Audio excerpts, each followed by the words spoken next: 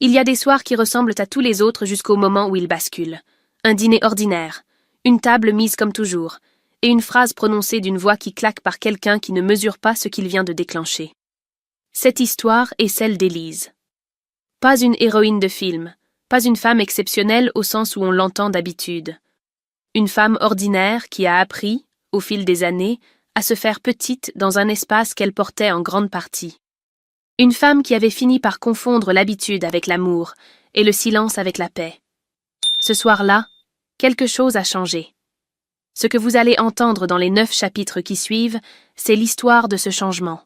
Lent, précis et absolument irréversible. Cette histoire est une œuvre de fiction. Les personnages et les situations sont entièrement imaginaires. Les sacs pesaient trop.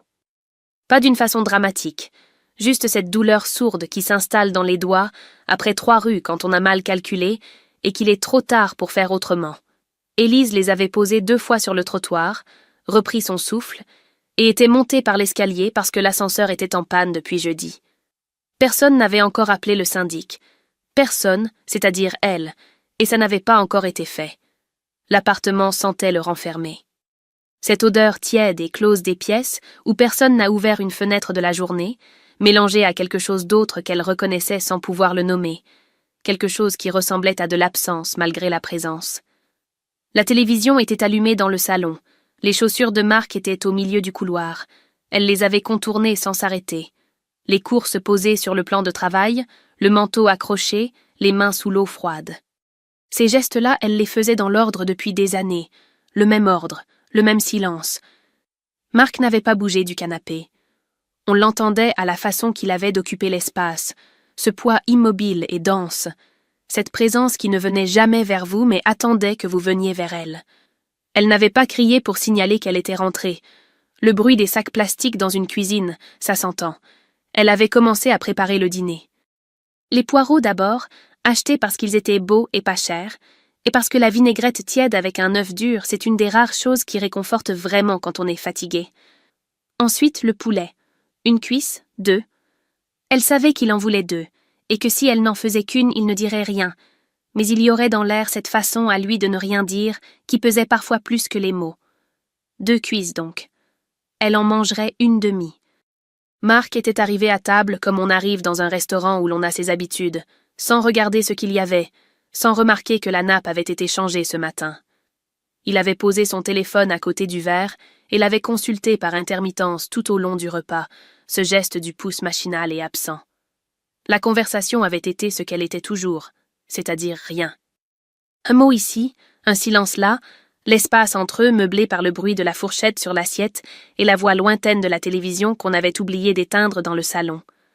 Le silence de ce dîner-là n'était pas un silence de dispute, ni un silence de fatigue.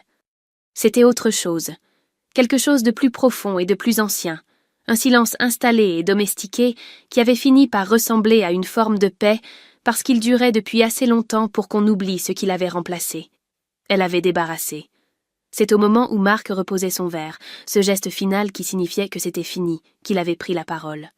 Pas en la regardant. En parlant dans la direction de la table, d'une voix qui claquait légèrement sur les bords, cette voix qu'il réservait aux situations où il se croyait dans son droit le plus évident. Il avait dit que ça suffisait, qu'il en avait assez de la faire vivre, qu'à partir de demain chacun paierait sa part, la nourriture, les charges, tout. Il avait dit ça en finissant d'essuyer la bouche avec la serviette qu'Élise avait lavée, repassée et pliée ce matin-là avant de partir travailler. Elle s'était arrêtée au bord de l'évier. Sans le dire, sans bouger, elle avait pensé qu'il venait de finir un dîner payé avec son argent à elle, que la serviette contre sa bouche avait été repassée par ses mains-ci à 7 heures du matin, que l'appartement sous leurs pieds, elle en couvrait 70% du loyer depuis 3 ans, sans qu'il y ait jamais eu de discussion, sans qu'il y ait jamais eu de merci. Elle s'était retournée. Marc était là, à l'autre bout de la table, avec son air de quelqu'un qui attend une réponse qu'il considère déjà acquise. Élise le regarda, vraiment le regarda, comme on regarde quelque chose qu'on voit pour la dernière fois sans le savoir encore. Elle vit la façon qu'il avait de tenir son verre, l'assurance tranquille dans ses épaules, cette certitude d'occuper le centre de tout sans jamais l'avoir mérité. Quelque chose en elle se posa. Pas de la colère, pas de la tristesse. Quelque chose de plus froid et de plus solide que ça. Quelque chose qui ressemblait à de la clarté. Un sourire vint. Calme, sans bord, sans excès. Le sourire de quelqu'un qui vient de comprendre quelque chose qu'on aurait dû comprendre bien avant et qui n'est pas pressé d'en parler. Très bien. Marc hocha la tête avec la satisfaction de quelqu'un qui vient de régler un problème. Il se leva, repoussa sa chaise et retourna au salon comme si rien ne s'était passé. Parce que pour lui, rien ne s'était passé. La télévision reprit ses droits. Élise finit de débarrasser, essuya le plan de travail, éteignit la lumière de la cuisine. Et dans le noir du couloir, avant de rejoindre la chambre, elle resta une seconde immobile. Pas à cause du doute, pas à cause de la peur, à cause de ce sourire qu'elle sentait encore sur son visage et qu'elle ne s'expliquait pas encore tout à fait. Mais qui était là, ferme, comme une décision prise sans avoir encore été formulée. Elle n'avait pas dormi. Pas à cause de l'insomnie, pas à cause des pensées qui tournent et qu'on n'arrive pas à arrêter. C'était une clarté presque physique qui l'avait maintenue assise au bord du lit pendant 20 minutes à écouter la respiration de Marc de l'autre côté du matelas, régulière et profonde, la respiration de quelqu'un qui n'a aucun doute sur rien. Élise s'était levée sans bruit. Vieille habitude. Elle savait poser les pieds sans faire craquer le parquet, savait refermer la porte de la chambre avec une lenteur qui neutralisait le claquement. Des années à apprendre à se déplacer dans sa propre maison comme si elle y était de passage. La cuisine était froide. Pas le plafonnier, juste la petite lampe au-dessus de l'évier, celle qui donnait une lumière jaune et étroite. Du tiroir du buffet, elle avait sorti un carnet à spirale et un stylo. Elle s'était assise, pas par vengeance. Elle se l'était dit clairement, comme on pose une règle avant de commencer quelque chose d'important. Juste pour voir, juste pour que les choses soient là devant elles avec leur poids réel, et non plus ce poids flottant qu'elles avaient dans les conversations qu'on n'a jamais. Le loyer d'abord, sa part, celle de Marc. 70 contre 30 depuis que Marc avait perdu un client important 2 ans plus tôt et que la répartition avait été ajustée provisoirement en attendant que les choses se stabilisent. Les choses s'étaient stabilisées depuis longtemps. La répartition, non. Elle avait regardé les 2 chiffres côte à côte et quelque chose dans sa poitrine s'était serré. Pas de la colère. Quelque chose de plus froid qui ressemblait à de la lucidité. Les assurances ensuite. La mutuelle souscrite pour eux deux parce que Marc ne s'en était jamais occupé. Les courses estimées avec prudence parce qu'elles n'avaient pas besoin d'exagérer. Les médicaments de Marc, cet anti-hypertenseur qu'il trouvait naturel de voir apparaître dans le placard sans jamais s'interroger sur qui allait à la pharmacie, qui vérifiait que l'ordonnance était renouvelée à temps. Les souvenirs remontaient avec les chiffres. Pas des souvenirs douloureux, juste des scènes ordinaires, des petits moments où quelque chose avait glissé sans qu'elle le remarque.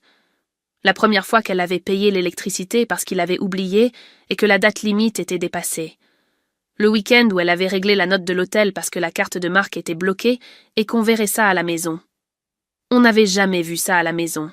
C'est comme ça que les choses s'installent. Pas par décision. Par glissement, par habitude, par la loi du moindre effort appliqué toujours dans le même sens. À un moment, elle avait posé le stylo. Regardé le plafond. Dans la chambre, la respiration de Marc continuait, régulière, sans interruption, le souffle de quelqu'un qui dort sans rien devoir à personne. Elle avait pensé à tous ces matins où elle s'était levée avant lui, à tous ces soirs où elle avait attendu qu'il rentre pour servir. Pas par obligation, par habitude. Et l'habitude, elle le comprenait maintenant, peut ressembler tellement à l'amour qu'on ne voit plus la différence. Elle avait repris le stylo. Et puis elle était arrivée à la voiture. La Citroën grise garée au sous-sol, immatriculée à son nom depuis le premier jour, parce que c'était elle qui avait fait les démarches. Assurée par elle. Le crédit remboursé chaque mois depuis 4 ans, le dernier versement prévu pour le mois prochain. La voiture que Marc prenait tous les matins pour aller travailler, sans jamais mettre un euro d'essence de sa poche, sans penser au contrôle technique, aux pneus changés en novembre sous la pluie. Elle avait posé le stylo, relu depuis le début, lentement, en suivant chaque ligne du doigt. Le total était là. Pas une impression, pas ce sentiment vague qu'on appelle injustice, sans jamais oser le peser vraiment. Un chiffre. Réel. Mensuel. Et quand on le multipliait par 12, par les années, il prenait une dimension qui ne rentrait plus dans le silence habituel du dîner. Elle n'était pas à ses crochets. Elle était le crochet. Le carnet refermé, les deux mains posées à plat sur la table, Élise resta ainsi un long moment dans la lumière jaune et étroite. Puis ses yeux allèrent vers la fenêtre, vers le panneau de l'entrée du parking souterrain qu'on apercevait depuis la cuisine si on savait où regarder. Elle pensa à la voiture. Et quelque chose en elle, quelque chose de calme et de précis comme un mécanisme d'horlogerie, commença à tourner. Le réveil n'avait pas sonné. Élise était déjà debout. Elle avait préparé son café dans le noir presque complet, sans allumer la cuisine, debout avec les deux mains autour de la tasse et les yeux sur la fenêtre. La rue en bas était encore vide, ce gris particulier du petit matin qui n'est ni la nuit ni le jour, cet entre-deux où la ville retient son souffle avant de recommencer. Dans la chambre, Marc dormait encore. Elle l'entendait. Elle ne faisait plus attention à ce bruit depuis longtemps, mais ce matin-là, elle l'avait entendu différemment, comme on entend pour la dernière fois quelque chose qu'on a fini de porter. À 6h20, elle avait pris sa veste, son sac, ses clés. Les clés de la Citroën grise garée au sous-sol, immatriculée à son nom, assurée par elle, remboursée par elle, et qui serait entièrement la sienne dès la fin du mois. Elle était descendue par l'escalier, avait traversé le parking silencieux sous les néons qui clignotaient depuis des semaines, ouvert la portière et s'était installée. L'odeur familière de l'habitacle. Le siège réglé à sa hauteur à elle, pas à celle de Marc. Elle avait démarré et était sortie dans la rue. Le chauffage montait doucement. Elle avait mis ses écouteurs et cherché une chanson qu'elle aimait avant Marc, une chanson qu'elle avait arrêté d'écouter sans comprendre pourquoi, ni à quel moment exactement. Elle l'avait trouvée. Écoutée depuis le début, les yeux sur la ville qui s'éveillait, les feux qui passaient du rouge au vert, les premiers livreurs sur les trottoirs, une femme qui promenait un chien beige dans le froid du matin. Des choses simples, des choses ordinaires, que ce matin-là elle regardait avec une attention qu'elle n'avait plus eue depuis longtemps. C'est quelque part entre le deuxième feu et le pont que le téléphone avait commencé à vibrer sur le siège passager. Le prénom de Marc s'affichait, les lettres blanches sur fond sombre. Elle avait laissé sonner. Le téléphone s'était tu puis avait recommencé presque immédiatement, et sans avoir besoin d'y être, elle avait imaginé la scène. Marc descendu au garage à l'heure habituelle, le pas assuré de quelqu'un qui a toujours une voiture qui l'attend. La place vide. Le silence qui ne devrait pas être là. Le premier regard autour, comme si la voiture avait pu se déplacer toute seule. Puis les appels, de plus en plus rapprochés, la voix qui monte d'un cran à chaque tentative. Le téléphone vibrait encore. Elle l'avait éteint. La chanson continuait. Elle avait monté le volume d'un cran. Plus tard, elle apprendrait par Madame Ferraro, la voisine du troisième, que les cris de Marc avaient réveillé l'immeuble entier. Que le vieux couple du quatrième était sorti sur le palier en pyjama en croyant à un accident. Que la gardienne avait failli appeler le SAMU tant la voix portait dans la cage d'escalier. Marc avait dit que sa voiture avait été volée. La gardienne lui avait demandé si c'était bien sa voiture. Il avait dit oui, bien sûr. Elle lui avait demandé son nom sur la carte grise. Il n'avait pas répondu. La voiture n'avait pas été volée. Elle n'avait pas été cachée, ni déplacée, ni sabotée. Elle avait simplement été conduite par sa propriétaire, qui en avait le droit le plus strict et le plus banal du monde. Ce détail-là, Marc ne semblait pas l'avoir anticipé. C'est souvent ainsi avec les choses qu'on utilise sans jamais se demander à qui elles appartiennent vraiment. Élise avait garé la voiture devant le cabinet à 8h moins 5. Coupé le moteur, retiré ses écouteurs, regardé un instant le pare-brise et le ciel pâle derrière. La chanson s'était arrêtée au milieu d'un vers, et le silence qui avait suivi avait une qualité particulière.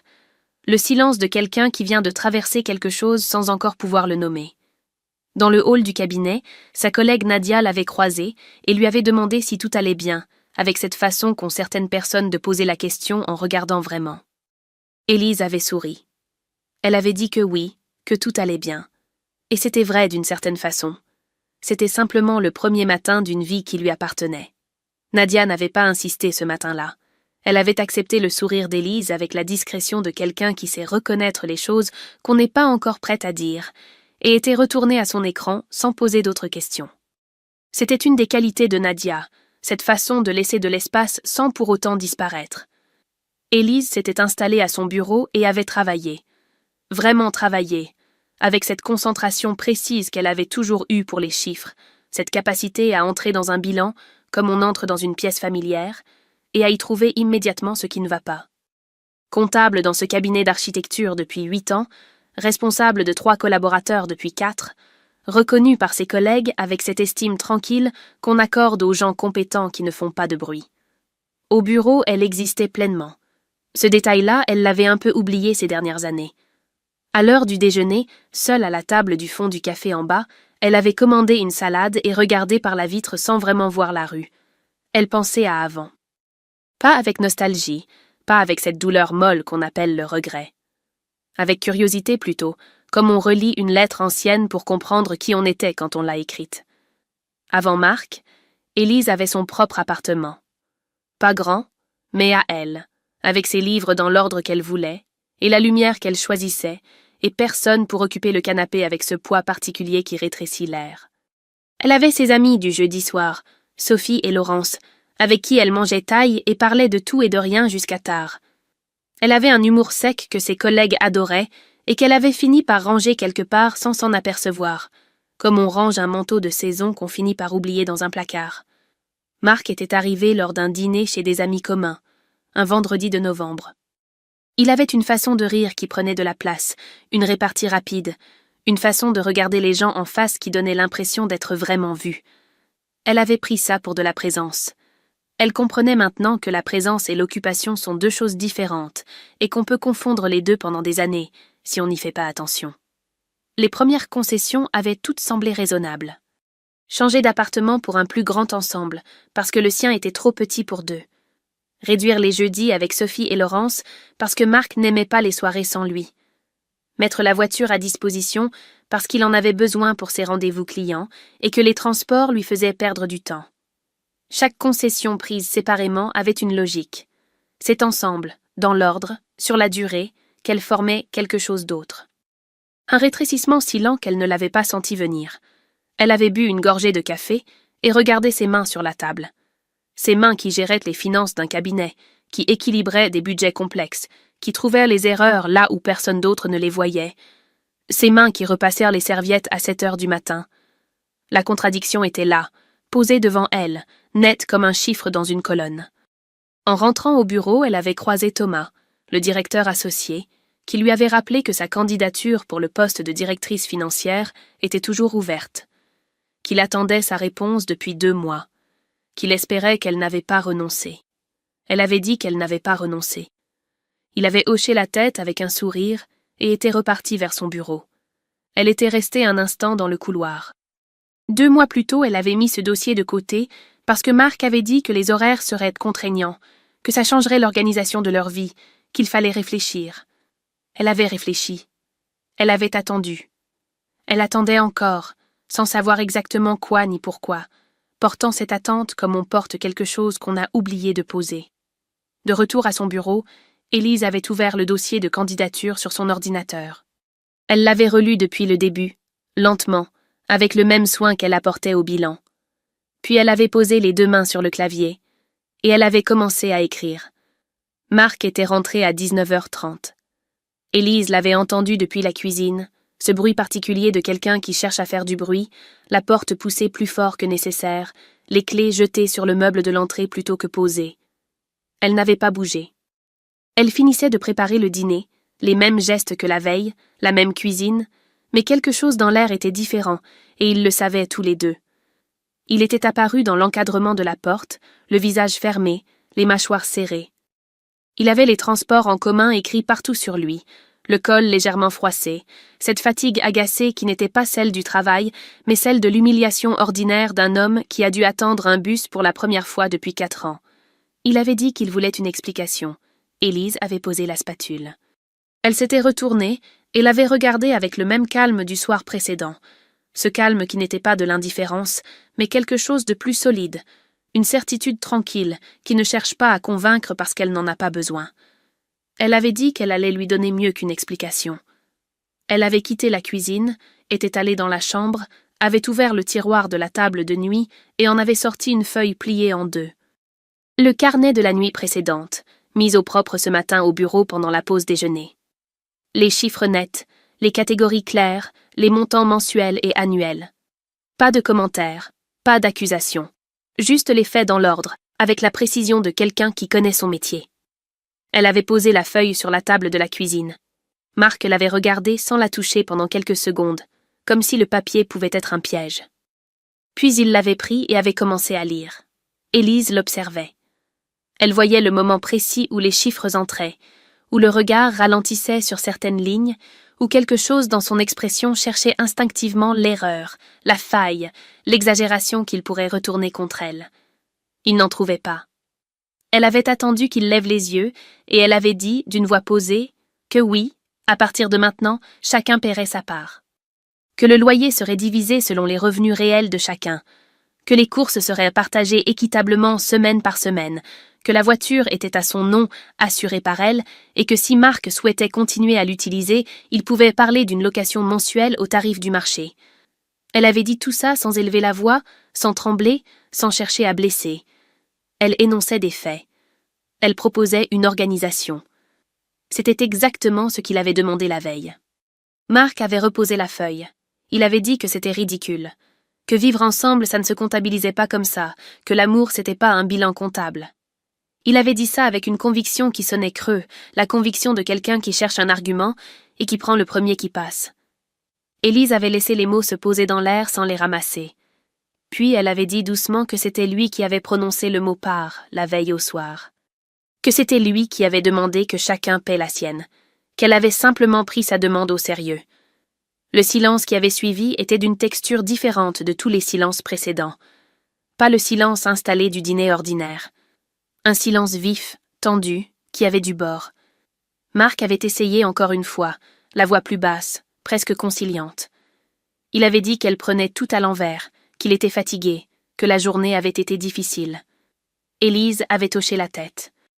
Elle avait dit qu'elle était disponible pour en parler quand il voulait, que la feuille resterait sur la table, qu'il pouvait la relire à tête reposée. Elle avait remis la spatule en main et s'était retournée vers les fourneaux. Marc était resté encore 1 minute dans la cuisine, debout derrière elle, et elle avait senti ce moment suspendu, ce silence de quelqu'un qui cherche le dernier mot et qui comprend qu'il ne l'aura pas ce soir. Puis le bruit de ses pas dans le couloir.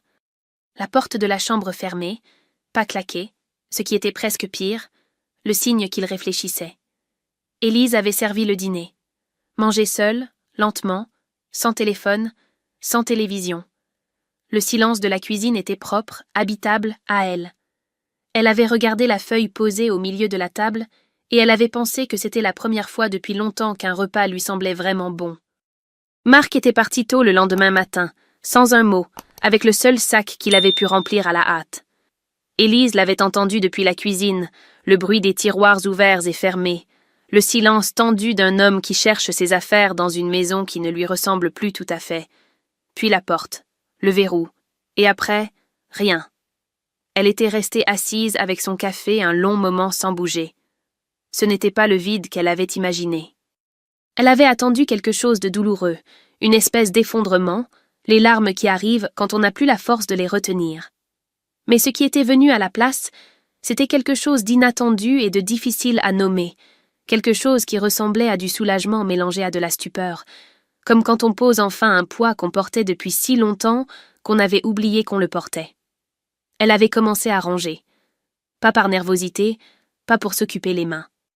Elle rangeait parce que l'appartement avait besoin d'être réorganisé, parce que certaines choses n'étaient mises plus à leur place maintenant qu'il n'était plus là, et parce que cette activité-là, concrète et silencieuse, lui convenait pour l'instant mieux que n'importe quelle pensée. Elle avait ouvert les fenêtres en grand malgré le froid. L'air frais était entré d'un coup, chassant cette odeur tiède et close qu'elle connaissait trop bien. C'est en ouvrant le tiroir de la cuisine pour ranger les couverts qu'elle avait trouvé la photo. Glissée sous des notices d'appareils électroménagers et des factures anciennes, une photo d'elle à 38 ans prise chez Marion pour son anniversaire, avant Marc. Elle la regardait depuis l'autre côté du temps avec un verre de vin à la main et ce sourire particulier qu'on a quand on est vraiment là, vraiment présent dans ce qu'on vit. Elle ne reconnut pas tout de suite cette femme-là. Puis, si. Les larmes vinrent à ce moment précis. Pas des sanglots, rien de spectaculaire. Quelque chose de plus discret et de plus profond, comme une nappe d'eau souterraine qui remonte enfin à la surface après avoir cherché longtemps son chemin. Elle avait pleuré debout dans sa cuisine, la photo dans la main, sans chercher à s'arrêter et sans chercher à continuer. Elle laissait juste passer. En fin de soirée, le téléphone avait sonné. Marion. Elles ne s'étaient pas parlé depuis 3 semaines, depuis ce dîner tendu où Marc avait trouvé le moyen de rendre l'atmosphère irrespirable, sans jamais hausser la voix. Avec cette habileté particulière qu'il avait de rétrécir les espaces autour d'elle, sans qu'on puisse jamais lui en faire le reproche. Élise avait décroché. La conversation avait duré jusqu'à minuit passé. Pas une conversation de crise, pas de larmes de l'autre côté, ni de mots de consolation appuyés. Marion l'avait écoutée d'abord, longtemps, avec cette patience qu'elle avait toujours eue et qu'Élise avait cessé de solliciter sans s'en rendre compte. Et puis elles avaient parlé d'autre chose aussi, de choses légères, de la fille de Marion qui apprenait à faire du vélo, d'un restaurant qu'elle voulait essayer depuis des mois. Des choses ordinaires, des choses à elle. Quand elle avait raccroché, l'appartement avait une texture différente.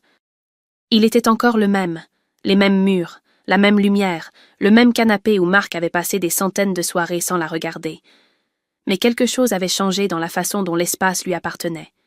Ce n'était plus un appartement partagé dont elle couvrait 70%, c'était chez elle.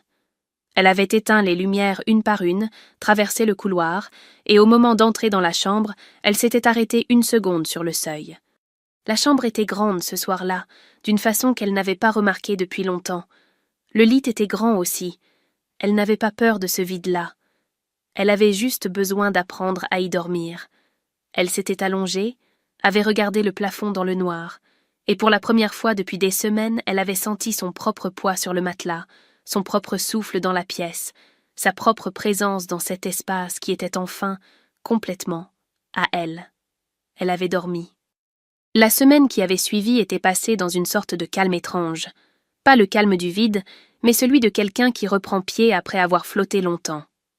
Élise allait travailler, rentrait, cuisinait pour elle seule avec cette liberté nouvelle de faire ce qui lui plaisait sans calculer les goûts de l'autre. Elle avait remangé des poireaux vinaigrettes un soir de semaine, debout devant la fenêtre, et avait trouvé ça parfaitement suffisant. Marc avait appelé 2 fois. Elle n'avait pas décroché. Le 3e jour, il avait envoyé un message, quelques lignes qui empruntaient le ton de la raison et de la maturité, ce registre qu'il sortait quand les autres avaient échoué. Il disait qu'il pouvait parler calmement, qu'il avait réfléchi, que certaines choses méritaient d'être reconsidérées. Élise avait lu le message une fois, avait posé le téléphone sur la table et était allée faire la vaisselle. Elle n'avait pas répondu ce soir-là, ni le lendemain. C'est un jeudi matin qu'elle avait reçu l'appel de Camille. Sa nièce avait 28 ans, la voix de quelqu'un qui a pleuré avant de composer le numéro, et une façon de commencer les phrases sans savoir comment les finir. Elle avait un problème avec son copain.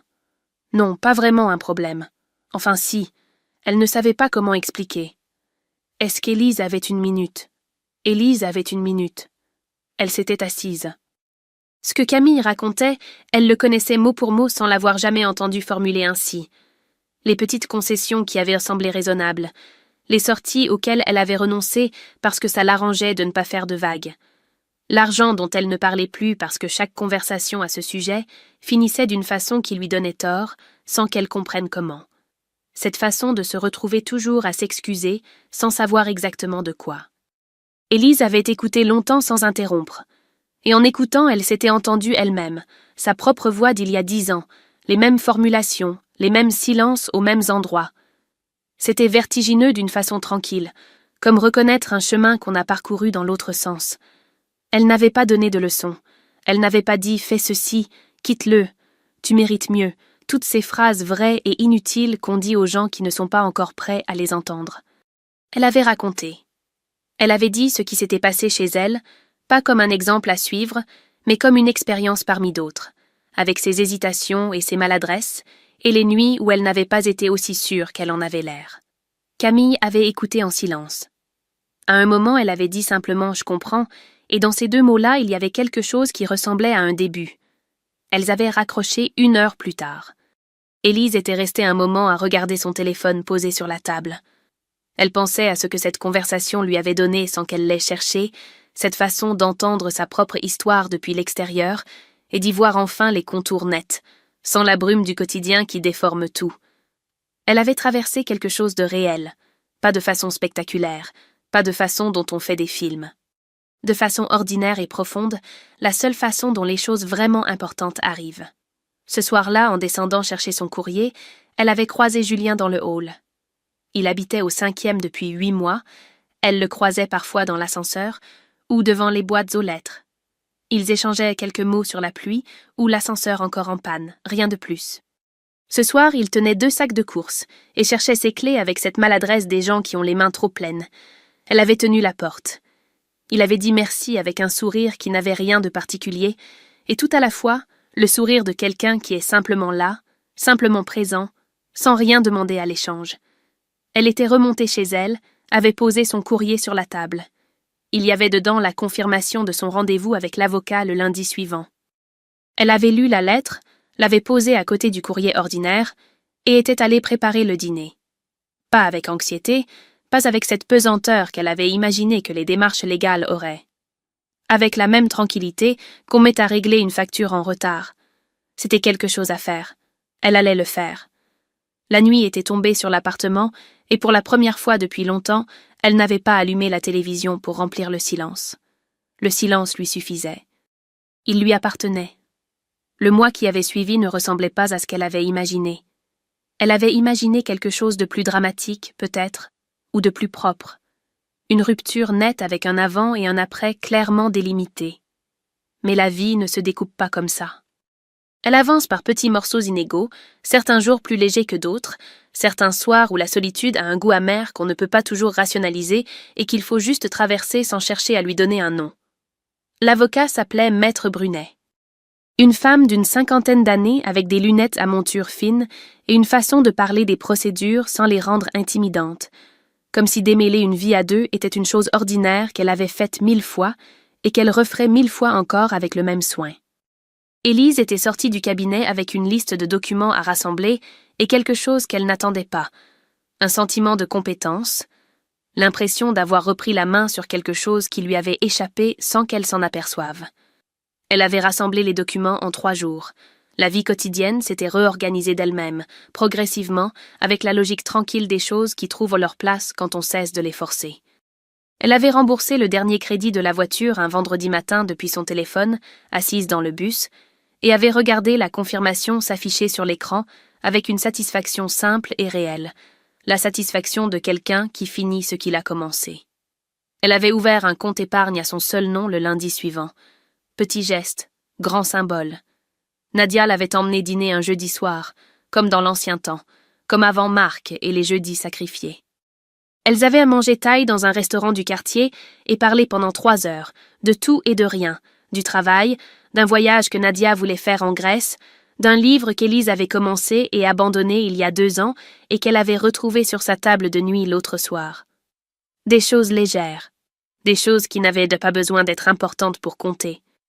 Il y avait eu des soirs difficiles malgré tout. Des soirs où elle rentrait et que l'appartement était silencieux d'une façon qui pesait, pas le silence habitable des premières semaines, mais quelque chose de plus creux. Le silence de quelqu'un qui n'a pas eu de conversation depuis le matin et qui commence à en sentir le manque. Des soirs où elle s'asseyait sur le canapé et restait là sans allumer la télévision ni prendre un livre, juste là, à laisser passer le temps avec cette patience qu'on apprend à avoir envers soi-même quand on n'a plus d'autre choix. Elle n'en parlait pas comme d'une faiblesse.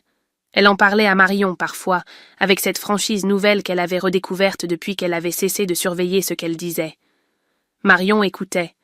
Elle ne cherchait pas à résoudre. C'était exactement ce qu'il fallait. Thomas avait confirmé sa nomination au poste de directrice financière un mardi après-midi, avec cette sobriété professionnelle qui cache mal une vraie satisfaction. Élise avait remercié, était retournée à son bureau et avait regardé par la fenêtre un long moment avant de reprendre son travail. Elle pensait à cette candidature posée dans un tiroir pendant 2 mois parce que Marc trouvait les horaires contraignants. Elle pensait à tout ce qu'elle avait mis dans ce tiroir au fil des années, sans se demander si elle voulait vraiment le garder là. Julien avait proposé un café un samedi matin, par message, en quelques mots simples sans arrière-pensée apparente. Elle avait accepté sans réfléchir longuement, ce qui en soi était déjà quelque chose. Ils avaient bu leur café dans un endroit près de l'immeuble, parlé pendant 1 heure de choses ordinaires, de la ville, d'un marché qu'il aimait bien le dimanche, d'un film qu'elle avait vu seule la semaine précédente. Il n'y avait rien de pesant dans cette conversation. Rien qui demandait quelque chose. C'était suffisant. C'était même bien. En rentrant, elle avait monté l'escalier à pied malgré l'ascenseur réparé depuis la semaine précédente, par habitude devenue rituelle, et au 3e palier, elle s'était arrêtée 1 seconde à la fenêtre qui donnait sur la cour intérieure. Les arbres avaient des bourgeons, petits et têtus, cette façon qu'a le printemps d'arriver sans demander la permission. Elle avait continué à monter.